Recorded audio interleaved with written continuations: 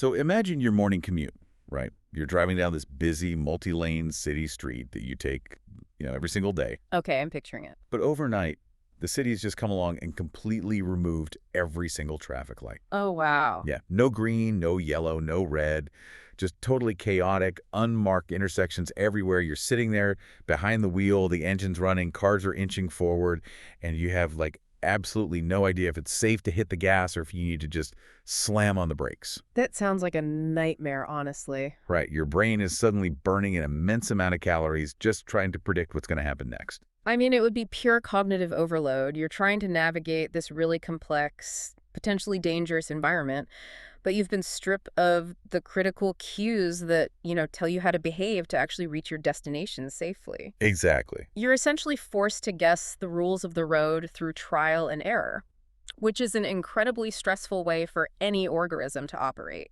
And that feeling of flying blind, that underlying anxiety of not knowing the rules of the game, that is exactly how a lot of students feel when they first look at the complex schedules of reinforcement. Oh, absolutely. It's a notoriously tricky area. Which is why we're tackling it today.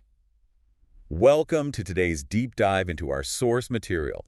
We've pulled together this massive stack of textbook chapters on operant conditioning, some really great clinical case notes from practitioners, and advanced exam prep guides. Yeah, we really dug into the weeds for this one. We did. And you are likely tuning in right now because you are prepping for the big BCBA exam. Or, maybe you're already practicing and just looking to sharpen your clinical chops. Either way, you're in the right spot. Definitely. Because this is a special edition deep dive for the Behavioral Intelligence Con Mara Sánchez BCBA study series. It is a massive topic, but it's such an essential one for any behavior practitioner. Oh, for sure. Our mission today is to thoroughly conquer domain B10. So by the end of this discussion, you are going to be able to clearly identify and fundamentally understand the mechanics behind concurrent, multiple, mixed, and chained schedules of reinforcement. Yeah, we're going to make sure you never look at a multiple choice question on these schedules and feel that panic again. But before we get into the compound schedules themselves, we need to lay some structural groundwork, right? Right. We can't really understand how schedules combine until we understand what actually signals them in the first place. So let's talk about those traffic lights of behavior. Yeah, so in behavioral terms, those traffic lights are called discriminative stimuli, or the SD. The SD. Right, and SD is simply an antecedent stimulus.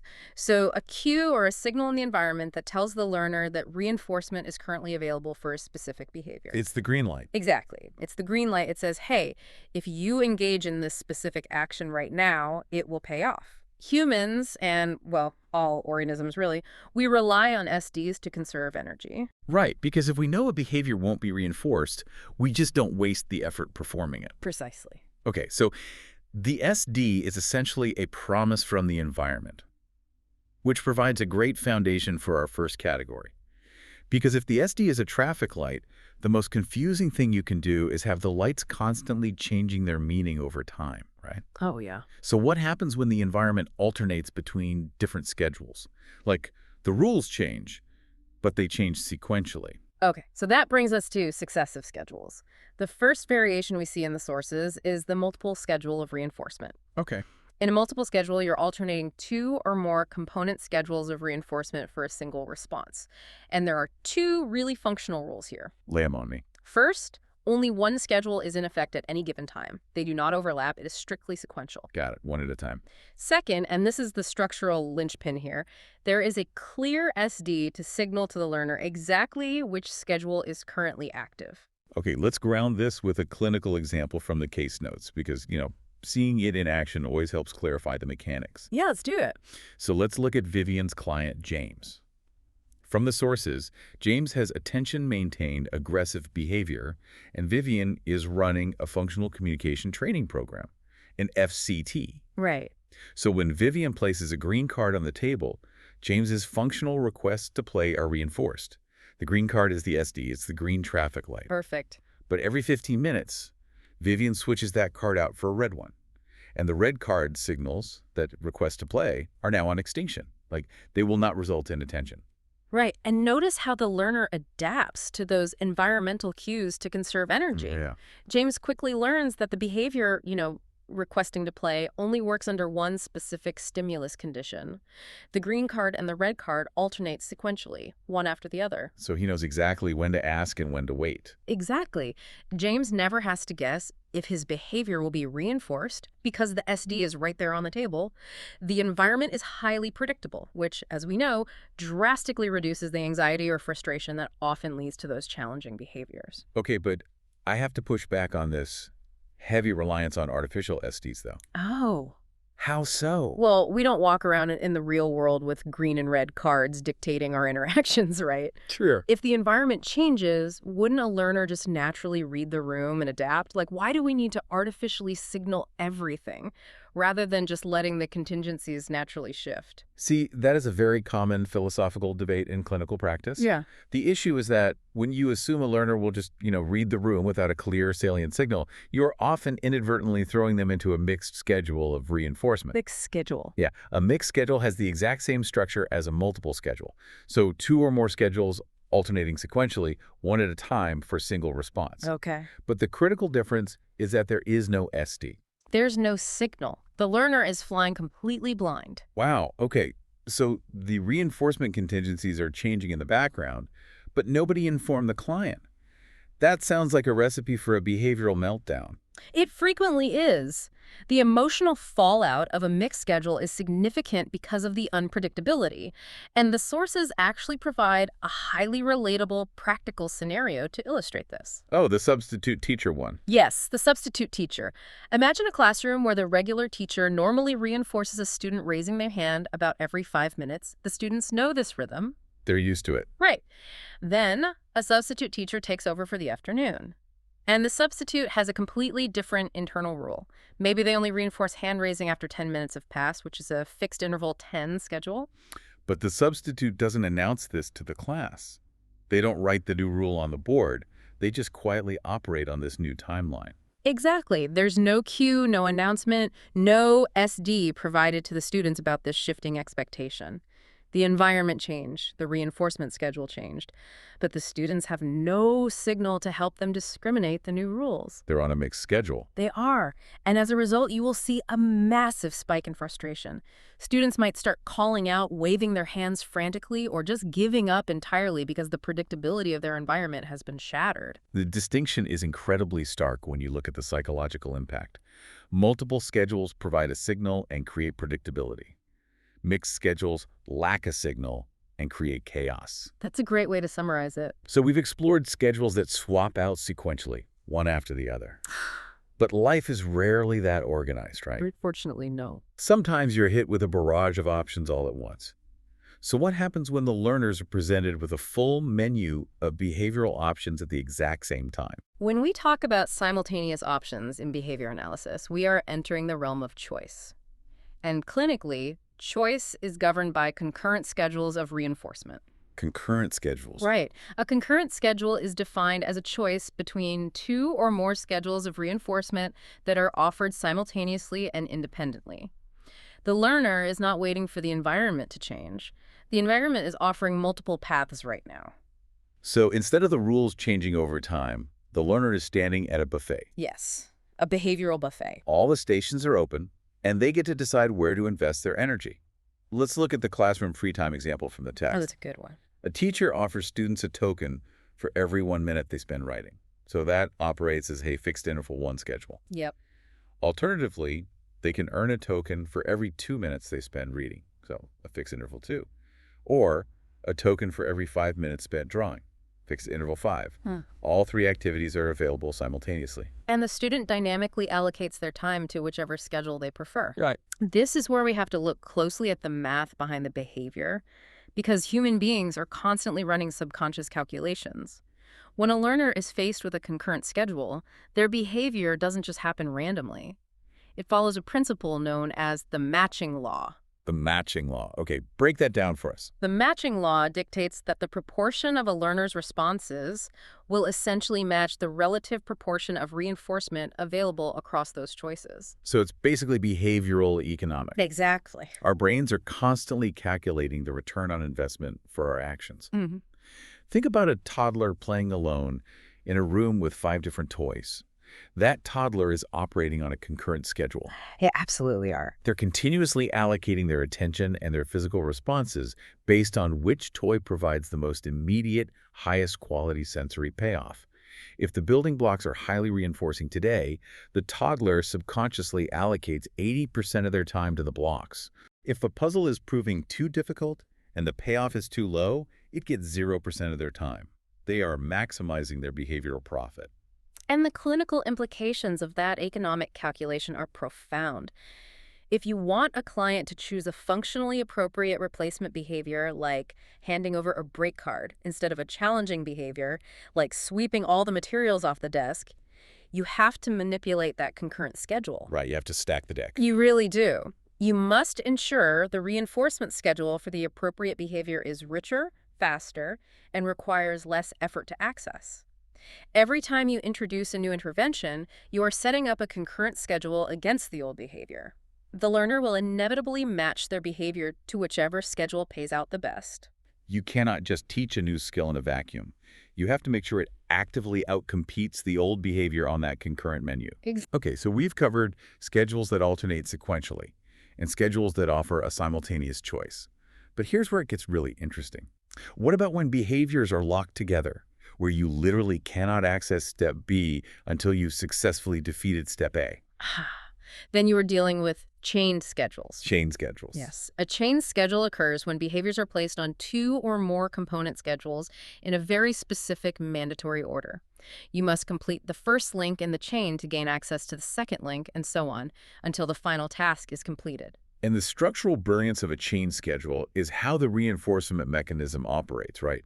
The reinforcement for finishing the first behavior in the chain is not the ultimate prize. Right. The payoff for step 1 is actually the presentation of the SD for step 2. That's the secret sauce. Each step serves a complex dual function. The completion of a step acts as a conditioned reinforcer for the work you just put in, while simultaneously serving as the discriminative stimulus for the step you are about to start. It's a continuous loop. It's a continuous loop of behavior and environmental feedback that carries the learner all the way down the line until the terminal reinforcer, the final ultimate payoff, is reached. So the notes use a French press coffee example. And as a huge cocktail enthusiast, the mechanics of this really stood out to me. Oh, I bet. To get the terminal reinforcer, which is a hot cup of coffee, you have to execute a strict chain of behaviors. First, you scoop in 3 heaping teaspoons of coffee grounds. And that operates on a fixed ratio 3 schedule, meaning it takes exactly 3 responses to unlock the next phase. Right. Seeing those grounds sitting in the glass becomes your SD to move to the next step, which is pouring in the hot water. Which is a fixed ratio 1. Exactly. Then the visual of the full glass is your new SD to stir for 10 seconds. Finally, you wait exactly 1 minute to press the plunger, putting you on a fixed interval 1-minute schedule. And if you attempt to press the plunger before you add the hot water, the sequence fails. You get nothing. Dry grounds. Right. You get nothing. The order is entirely mandatory. Clinically, recognizing these mandatory sequences is vital. Think about teaching a client a complex daily living skill, such as purchasing an item at a grocery store.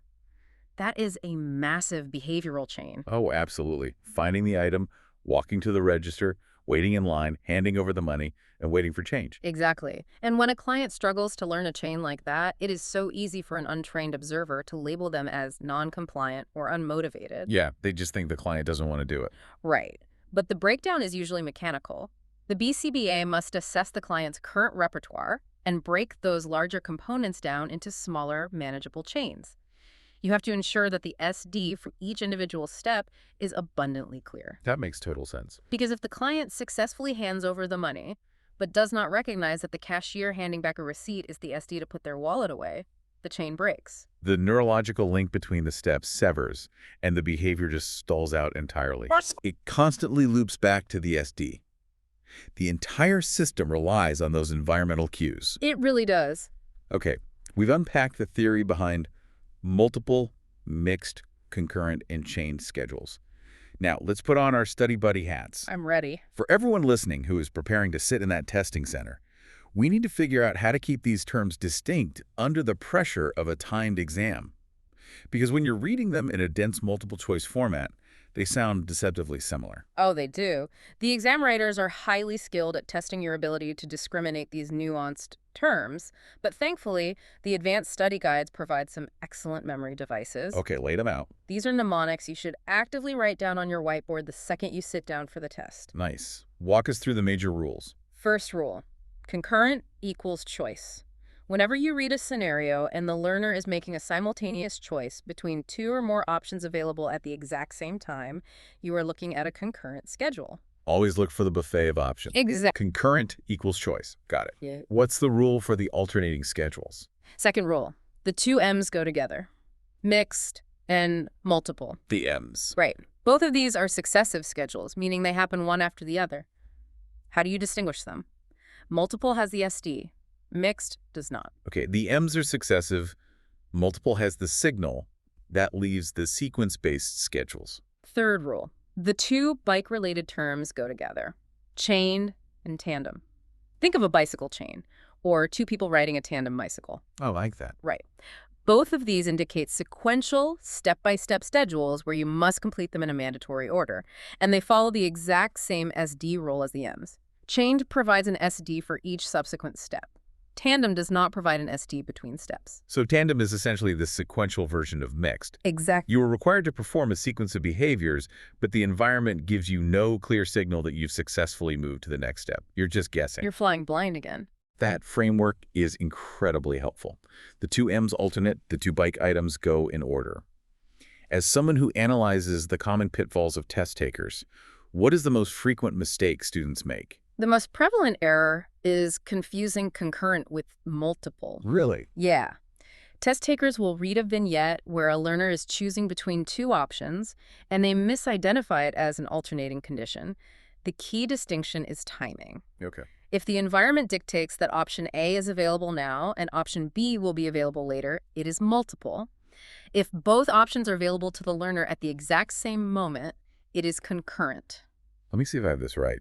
If I'm holding a red Skittle and a yellow Skittle in my hands right now and asking you to pick one, that's a concurrent schedule. Yep. But if I hold up the red Skittle on Monday and only offer the yellow Skittle on Tuesday, that's a multiple schedule. A perfect distillation. That's exactly it. The ultimate cheat code for distinguishing the variations within these compound schedules is to actively scan the exam question for the presence or absence of an SD. Don't just focus on what the behavior is. Analyze what the environment is doing. Did a timer go off? Did the teacher turn on a specific light? Did a card change color? If there is a clear environmental signal, your answer is either multiple or chained. Exactly. And if there is a distinct lack of a signal, your answer is either mixed or tandem. The SD cheat code. That mental framework is going to save someone a tremendous amount of stress on exam day. I really hope so. Going through the underlying mechanics of these schedules really shifts how you view human interaction. You start looking purely at what a person is doing, and you start looking intensely at the signals the environment is feeding them. It really changes your perspective. And actually, here's something provocative to mull over today as you look around your own environment or, your clinic. Ooh, leave us with a final thought. Think about a time when a learner's behavior seems entirely unpredictable. Are they actually failing to discriminate the rules, or have we inadvertently placed them on a mixed schedule by failing to provide a clear SD? Oh, wow. That's a powerful reframe. Are they being unpredictable, or did we just forget to give them the signal? Right. Are we causing the chaos? That is definitely something to chew on. Well, we have successfully conquered Domain B10 today. Thank you for joining this deep dive into the source material. We know how grueling exam prep can be, but putting in this level of analytical work is going to pay off in your clinical practice. Absolutely. We invite you to continue your BCBA exam preparation with the Behavioral Intelligence Mara Sánchez study series. It has been a really rewarding experience unpacking these mechanisms with you. Keep analyzing those contingencies. And make sure to follow Amethyst Therapy Services for even more comprehensive resources. You can explore all their offerings on their website at www.amethysttherapyservices.com or reach out directly via email at info@amethysttherapyservices.com. Stay connected, keep building your clinical repertoire, and until next time, remember, don't let your learners fly blind. Keep those environmental traffic lights bright and clear. Catch you on the next deep dive.